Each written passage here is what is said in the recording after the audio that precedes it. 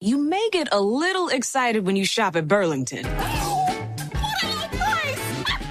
You see that? They have my favorite brand! It's like a whole new Burlington! I can buy two! Woo! I'm saving so much! Yeah! Burlington saves you up to 60% off other retailers' prices every day. Will it be the low prices or the great brands? You'll love the deals. You'll love Burlington. I told you so.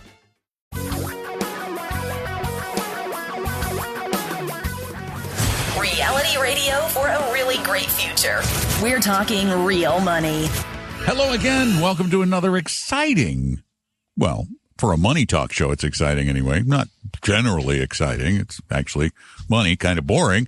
Okay, never mind. Welcome to another boring episode of the Talking Real Money radio show / podcast. I'm Don McDonald, along with my co-host, Mr. Tom Cock, still in the laundry room, but for a limited time only. Limited time engagement in the laundry room. Yeah, we did have somebody outside the window before the show, so I got fans that are just walking by. That was your wife, sir.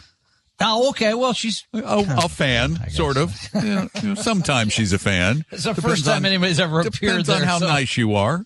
Apparently you were nice today, so she was a fan. She waved.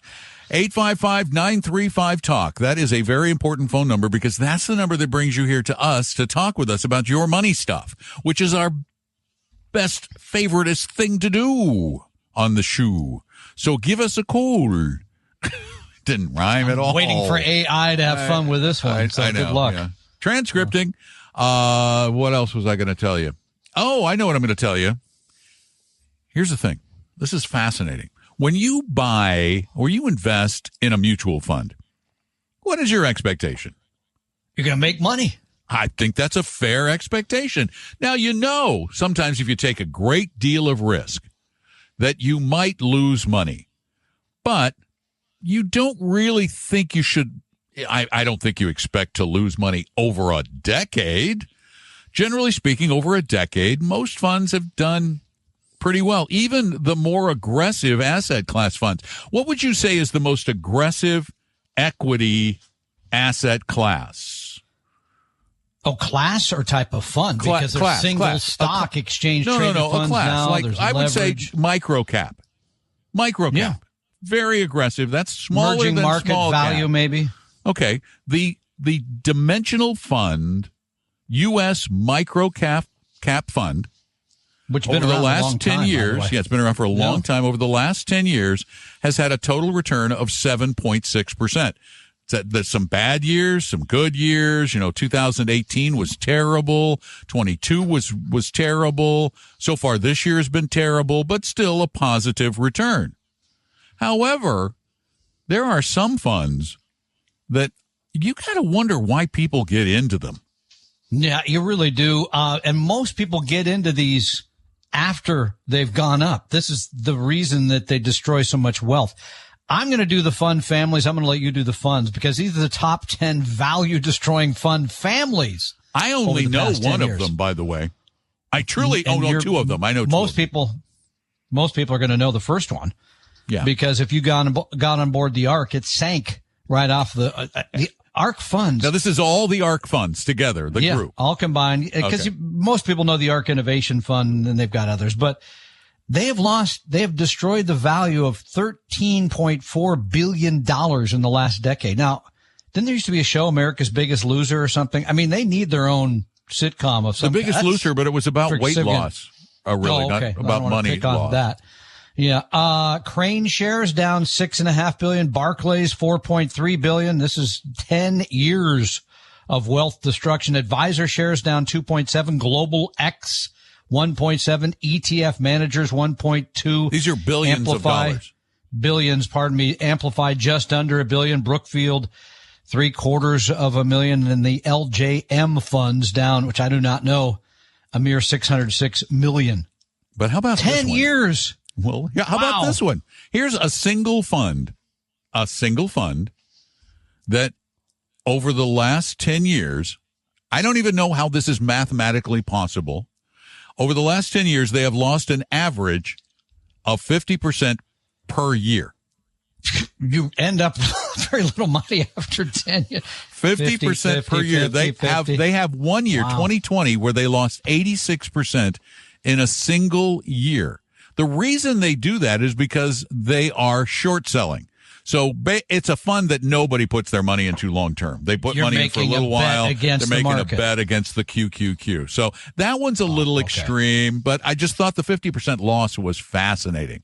Oh. Now, ARC Innovation is the number 3 biggest loser, but I want to go down to the bottom of the list because there is a message in the very last fund on this list of funds. 15 value-destroying funds from Morningstar. This one is going to really shock you. 855-935-TALK. Tom and Don are talking real money. Imagine what's possible when learning doesn't get in the way of life. At Capella University, our game-changing FlexPath learning format lets you set your own deadlines so you can learn at a time and pace that works for you. It's an education you can tailor to your schedule.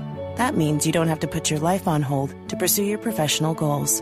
Instead, enjoy learning your way and earn your degree without missing a beat. A different future is closer than you think with Capella University. Learn more at capella.edu. Your guides to a really great financial future. Tom and Don are talking real money. Really important. You got to get this right. And one of the ways you get it right is avoiding a lot of the problem children. I've always said when people say, well, how do you pick the best investment? I don't know, but I do know how to pick better ones, and that is by eliminating the bad ones. Eliminating those things that have a history of losing money. Yeah, And the big losers are, they consist of volatile and specialized categories, leverage, inverse trading, the stuff that you really shouldn't be touching, period. Yeah. I mean, one of them is a short-term futures fund on the VIX, the volatility index. You've got ARC Innovation. You've got a China Internet fund. Okay, wait. Never miss that, sure. Yeah. China Internet, there are stocks. But you've got a surprise there on the hold list on. that was shocker. We've got genomic, we've got global bonds, which short selling funds. Brazil, that's an emerging market. That was a dangerous one. But here's the one that really surprised me on this list from Morningstar. It's the Remember, Fidelity. this is 10 years, right? 10 years. Wow. Top 15 value-destroying funds over 10 years. The Fidelity. Now, you're thinking actively managed, maybe? Yeah, could be. Yeah, of course. No, Fidelity Series long-term Treasury bond. Must be active managed. Index. Wait, it's an index fund? This is buying and holding long-term treasuries. Buying and holding long-term treasuries. Now, This is something we haven't explained as well as we should. We suggest you avoid long-term treasuries. Here is a perfect example.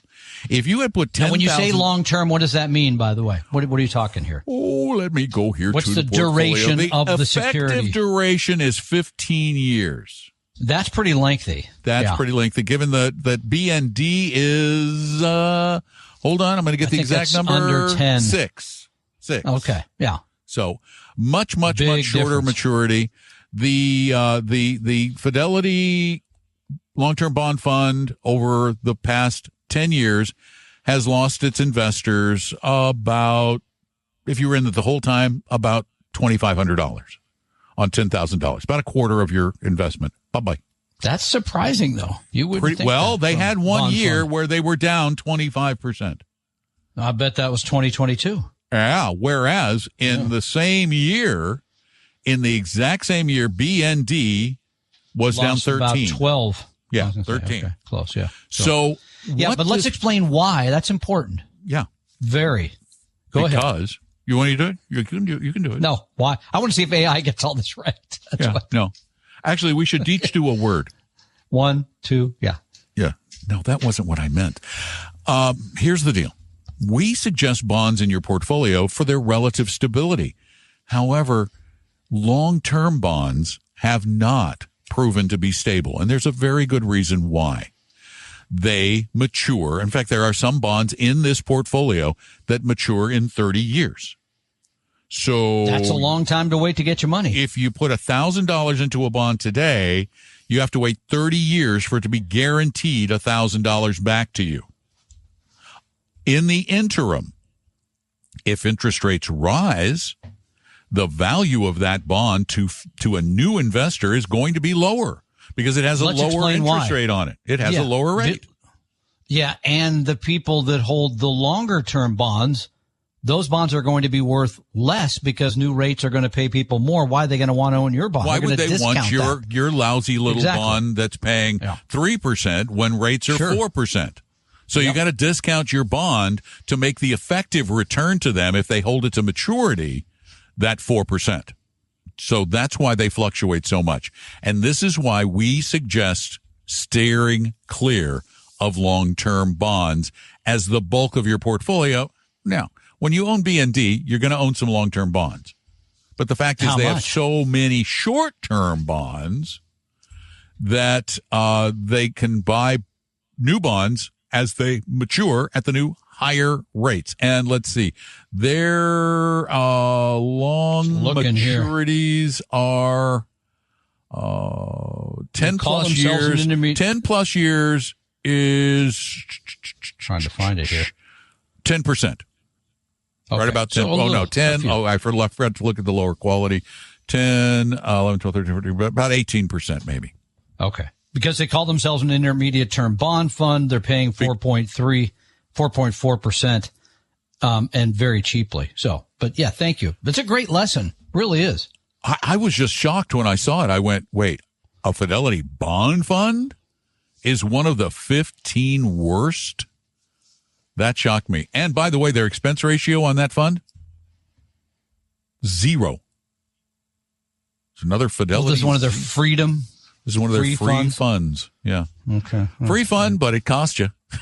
So beware. They're not charging you to lose money. Yeah. Okay. 855-935-TALK is our phone number. Call us. Let's talk about your money. And, wow, Tom, you're out in Duval now, so it is a ways from home. Let's go to Bellevue, shall we? That's in Washington. Carol, welcome to the show. Hi. I just have a quick question, well, maybe 2 quick questions. Which is better to have about $20,000 in? Is it a high interest checking account or a money market account? So this is money you're going to use sometime in a short period ahead of us. Possibly, yes. Yeah. So you said, I think a money market I heard, but the first one I wasn't sure. Money market or high yield savings? Wow. That's, you say tomato, I say tomato. Yeah, I don't think there's a whole lot of difference there. Actually, the high yield savings is inherently slightly safer because it carries direct government insurance. A money market account can and has one time in history fluctuated and been worth less than $1. Broke the buck in 2008, Broke the buck in 2008. Yeah, one fund, I believe it was. But it's still very safe. Either one you're going to be fine with. They're going to pay something similar in today's world as well. So.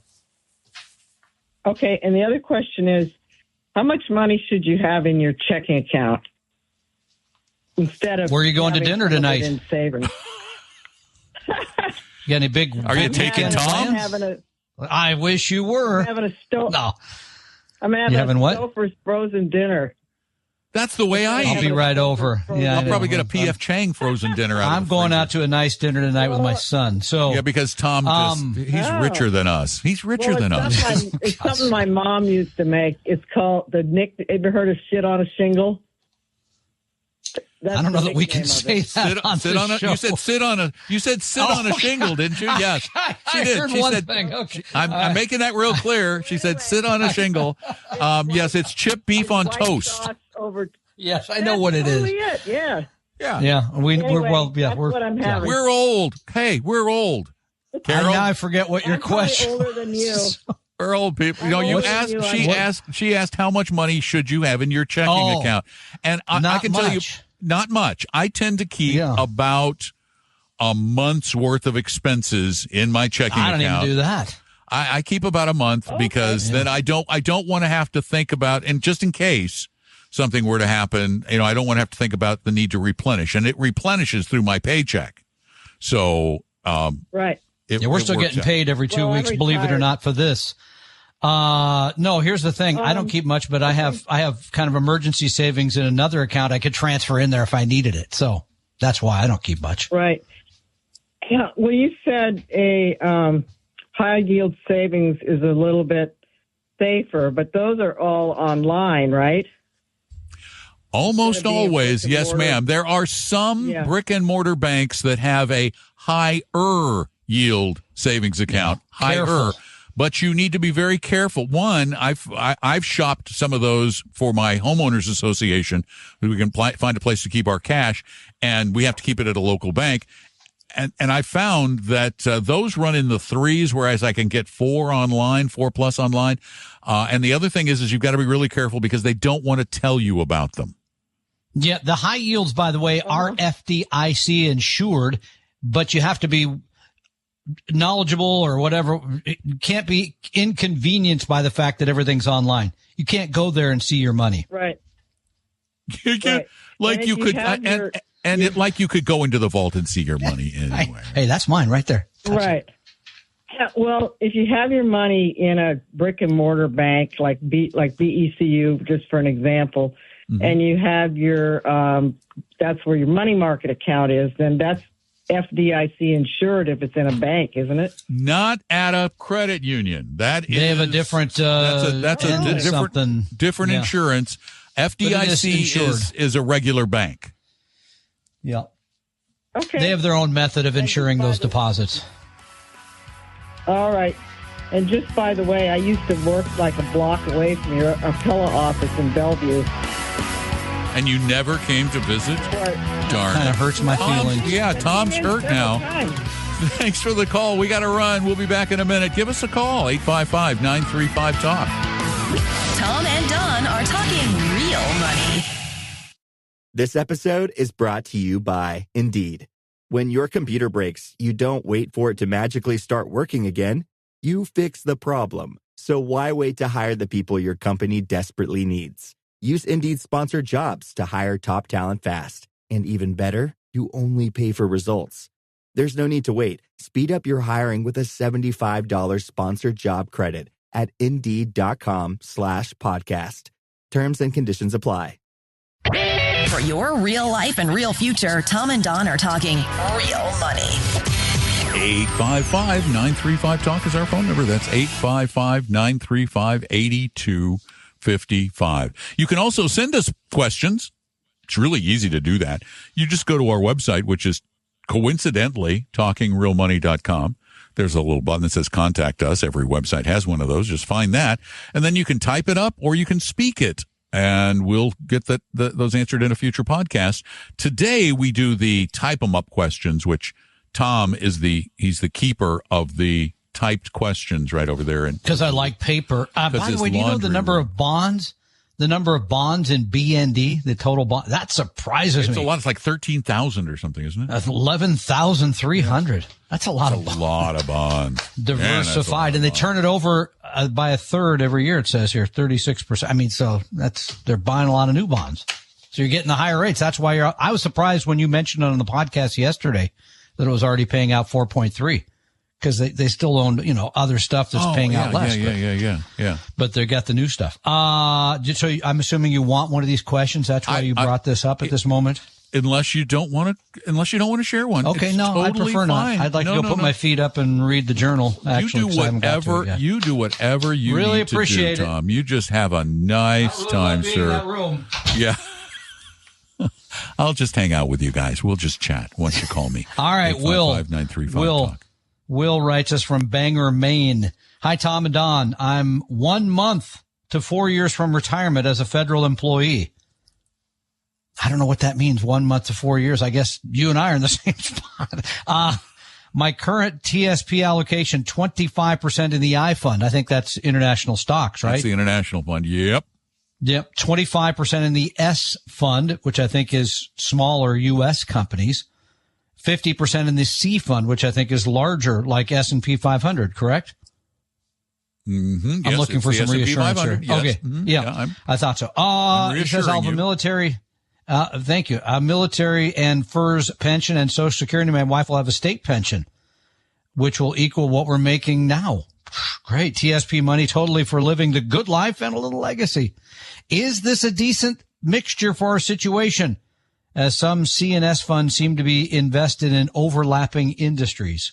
So 25% small, 50% large. We don't care about industries. We never care about industries. Of course, there will be overlapping industries, but there will not be overlapping equities.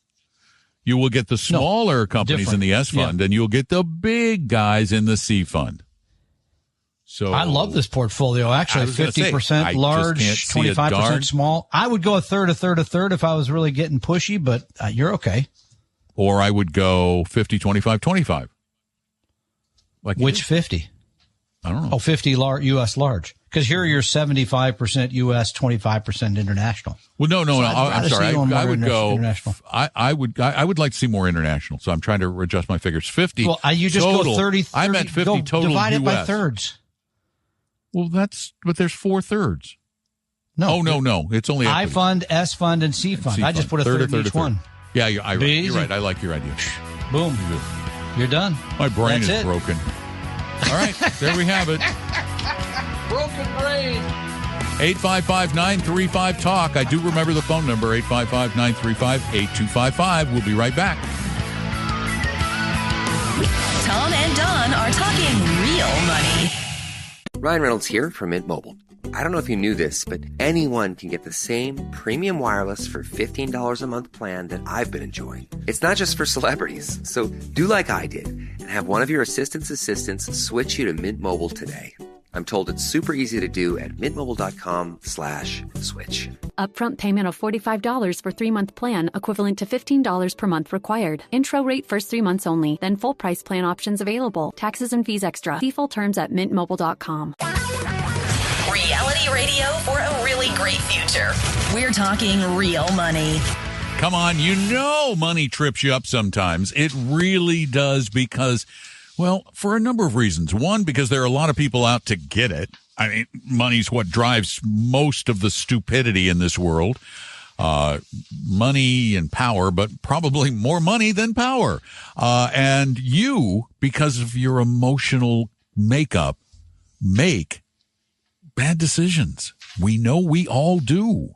So we want to help you avoid those things and guide you down the path to hopefully a little bit better financial future. We can't fix all things, but we can fix some of the money things. Give us a call at 855-935-TALK, 855-935-8255. I'm Don McDonald. Tom Cock, his final appearance in the world-famous laundry room. And that's not just a fake stage name. It's an actual laundry room. This is not like Harrah's laundry room at the casino. No, it's wouldn't that be real nice? laundry. Yeah, sure. Tom is performing tonight in the laundry room. So give us a call. Real place. 855-935-TALK. Yeah, Bellevue, Washington.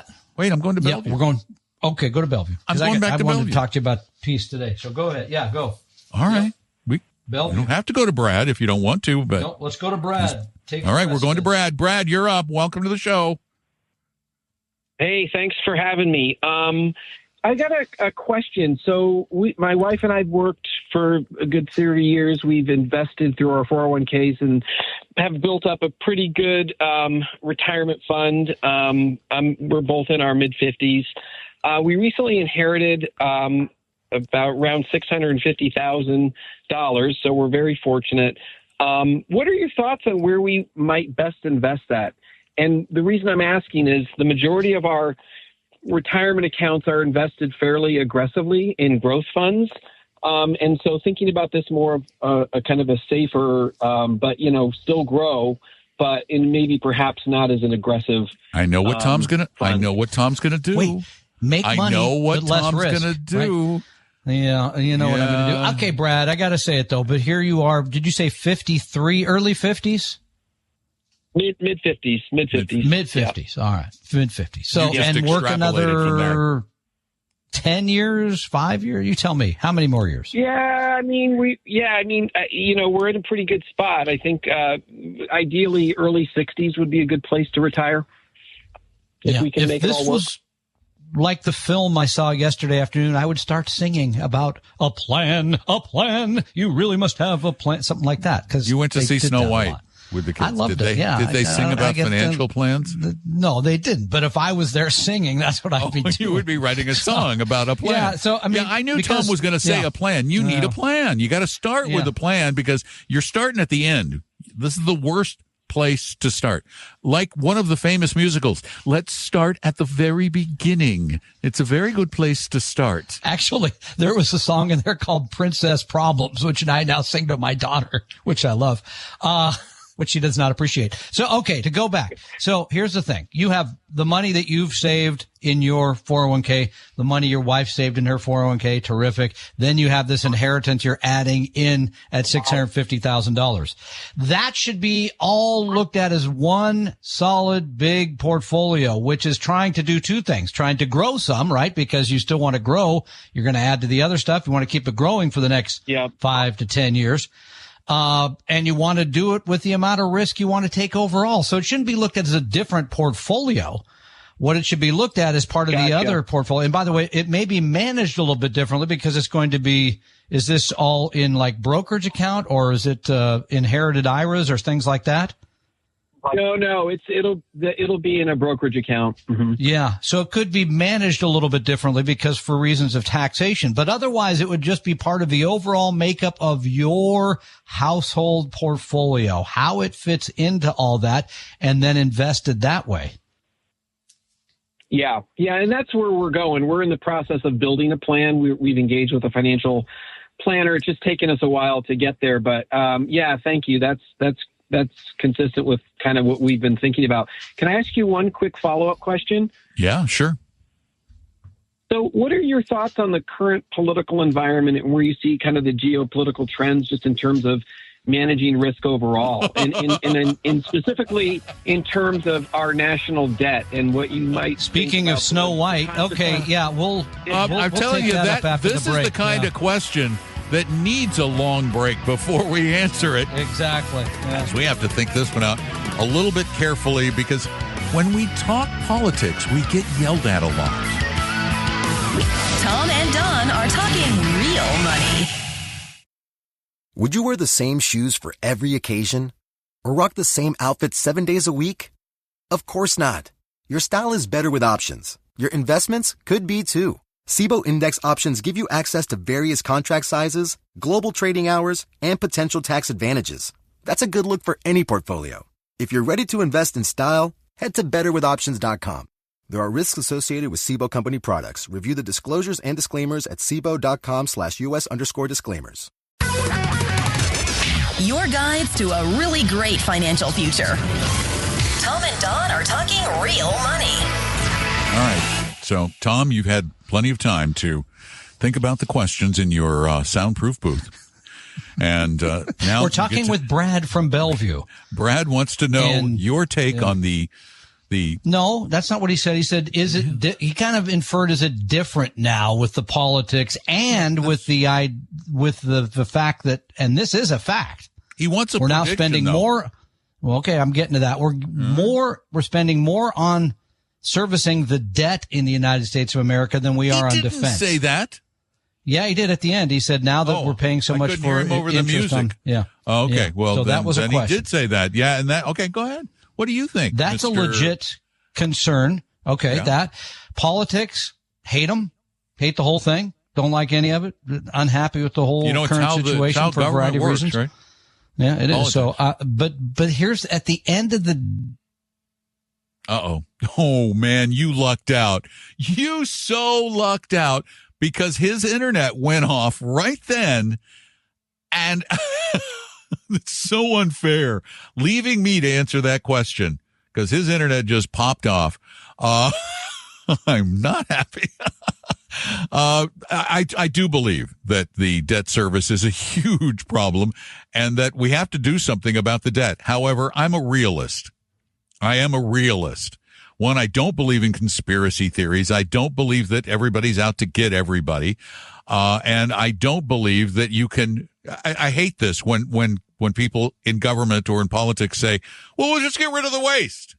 Sorry, there's not that much waste. You don't have trillions of dollars of waste. It's just a lie. But it's a great lie because it assuages people's concerns about the debt service. See, they kind of go away.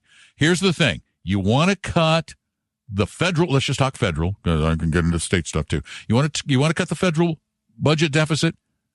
You've got to increase revenue. You at this point, that's the only solution. I know. Oh my God, he's a flaming liberal. I'm not. I'm a realist. I'm a pragmatist. You have to somehow find more income because the biggest chunks of the federal budget, and by the way, this was a mistake made decades ago. Social Security should have been its own little bucket, not part of the federal government, because we say, well, entitlement programs cost this much. Well, yeah, when you throw in Social Security and Medicare, which are self-funded, but they're the monies get spent before it gets to the people, or now it will be, before it gets to the people who paid the money in. I know we all get more out than we put in, but anyway, we have to come up with more revenue. That's just the only solution. So we can play this game with ourselves, which we will continue to do for as long as we can. Do I think it will destroy the country? No. Good news is everybody's in debt.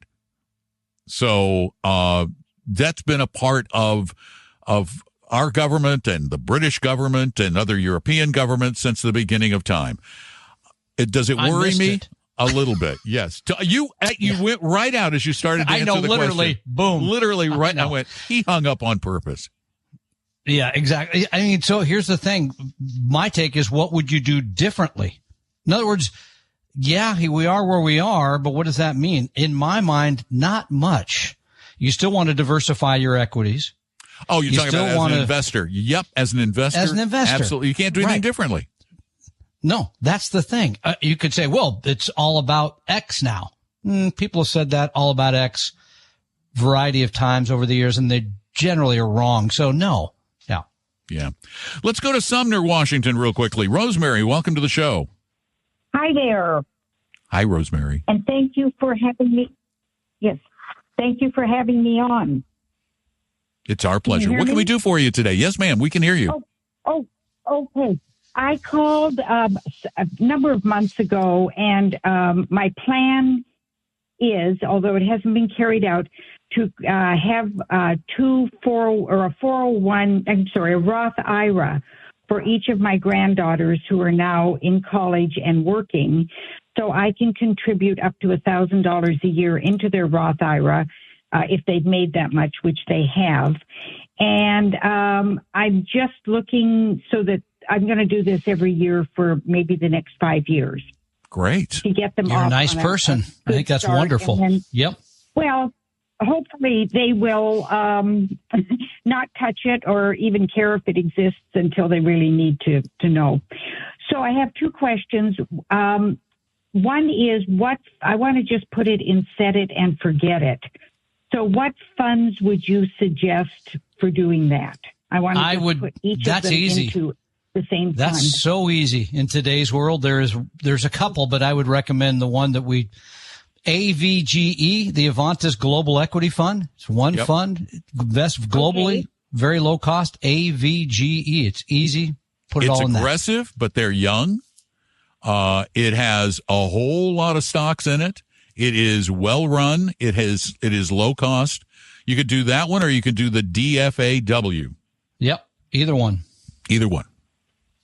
DFAW. Okay, yes, that's what correct. I needed. And as I say, I'm going to set it and forget it, and just make a contribution and not. And they undoubtedly will not have any interest in playing with it. So I'll just. That's perfect, because if they don't play with it, for the next 30 or 40 or 50 years, literally with adding nothing to that 4,000 or 5,000 you end up putting in, they could have somewhere between $100,000 and $500,000. Yeah, 100,000 you will and really $500,000. You'll get them off to a terrific start, Rosemary. So that's wonderful. Well, thanks for I'm hoping that is how it turns out. And the other question I have is, and I believe I have till the 15th of April to get this all set up. Is that correct? That's correct. Year? Yep. Yes, for ma'am. tax year 2024. Okay. That's right. All right, because my daughter is supposed to be setting those up, and that's what I told her, but I wanted to make sure I wasn't telling her a fib. So still got about a month, that's all so I needed 3 to know. weeks. You're doing great. Thanks for the call. We appreciate it. Super. That's heartwarming. All right, thank you both. Thank you. Take care. We're going to go back to our friend in Ottawa, Canada. Jeff, you're up. Welcome to the show. Hey, guys. How are you? Good, Jeff. What's up? I'm going to motor through this really quickly because I know we're at the end of the show. I just want to get your guys' opinion on my portfolio, the ETFs that I have. It's a little bit of a twist, though, because I have a Canadian dollar account and a U.S. dollar account. It's in, I guess, what would be a 401k equivalent up here. Mm-hmm. It's called an RRSP. Mm-hmm. Yep. Okay. So in the Canadian account, I've got 50% in what would be the equivalent of VOO, but it's just a Canadian fund. Wait. Okay, but is it the U.S. S&P 500? Yes. Okay, good. Oh, okay. All right. Yep. Yeah. 20% in VVL with global value factor. 20% in developed all cap, excluding the U.S. Got it. And then 10% in emerging markets. Good. Again, it's in a fund. That's fine. That's good. Nothing wrong with that. Yeah, No, that's great. Yeah. You've got large cap growth. You've got value. You've got developing. You've got 30% in international. So that's good. That's pretty good. And you don't have a major portion in Canadian stocks, which is great. Yeah, I think it's just covered through the developed cap. It is, and I suppose. Yeah, and people overinvest in their own markets. Now, let's look at the other one after a quick break. We've got a couple minutes after the break that we can spend on your U.S. portfolio, but this one sounds terrific. And remember, every Saturday you can call us wherever you are, whenever you listen at 855-935-TALK. Tom and Don are talking real money. This episode is brought to you by Amazon Business. How can you free up your team from time-consuming office tasks? Amazon Business empowers leaders to not only streamline purchasing, but better support their teams so they can focus on strategy and growth. Free up your teams and focus on your future. Learn more about the technology, insights, and support available at AmazonBusiness.com. For your real life and real future, Tom and Don are talking real money. All right, we're going to go back over to Jeff in Ottawa, Canada, and your portfolio. Do you want to know what it looks like? And this is the U.S. denominated portion, right? Yeah. What do you got? Hit us. Yeah. So first, I should say when everything's converted into Canadian dollars, the whole portfolio is 3/4 Canadian and 1/4 in U.S. dollars. Okay. My U.S. account, I should say, if that makes sense. Mm-hmm. Yeah. All right. So for the U.S. dollar account, 50% VOO, 30% VU, and 20% VBR. Yeah, they're all Vanguard funds. So that's the U.S. account. VOO, of course, is U.S. large cap. VBR is U.S. small cap value. I missed the one in the middle. Sorry. So VOO, the S&P 500 index. Yep. I've got 50%. VEU, all world ex US. So, the all world. All right. Yeah. Yeah. And then I thought you said VU too. Fine. I'm going VU. I wasn't sure what he said. I think those are really good portfolios. By the way, we got to add one thing because you've been kind enough to call and we kidded you about becoming the 51st state. Frankly, we took a vote, Don and I. We'd rather become the 11th province. We want to be the 11th province of Canada. We decided we want to join you guys instead. Is that all right? It's the other way around. I don't blame you guys. Yeah, we're a little bit. I don't want to get into Canadian and U.S. currency exchange and economic. Oh, that's true. Your currency is worth less.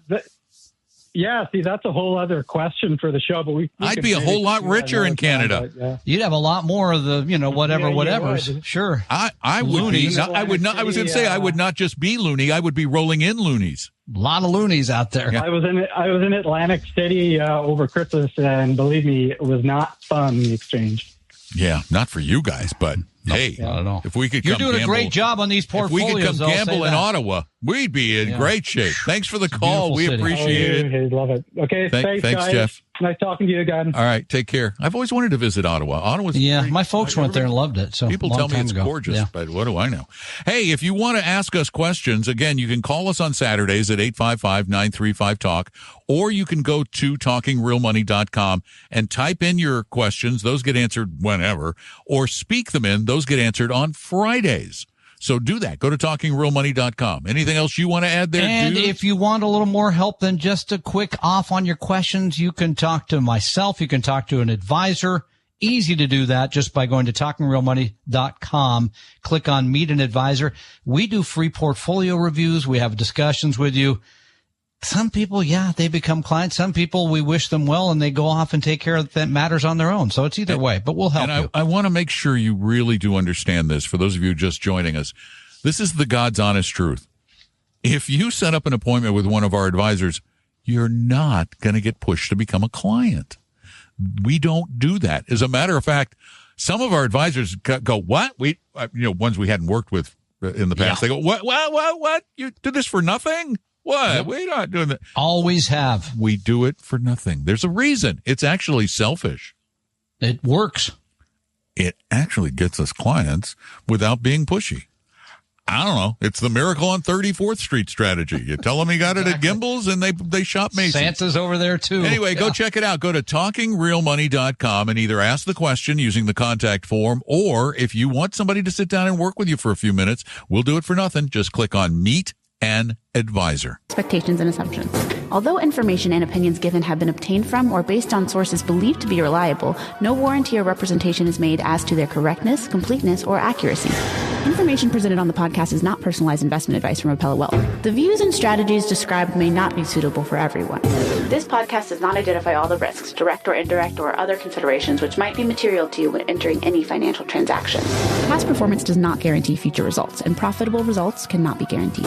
We hope you realize that the information provided on Talking Real Money is for informational, educational, and hopefully enjoyable purposes only. The podcast is not trying to get you to buy or sell any financial products or securities. Instead, the program is provided as a public service by Appella Wealth, a fee-only registered investment advisor.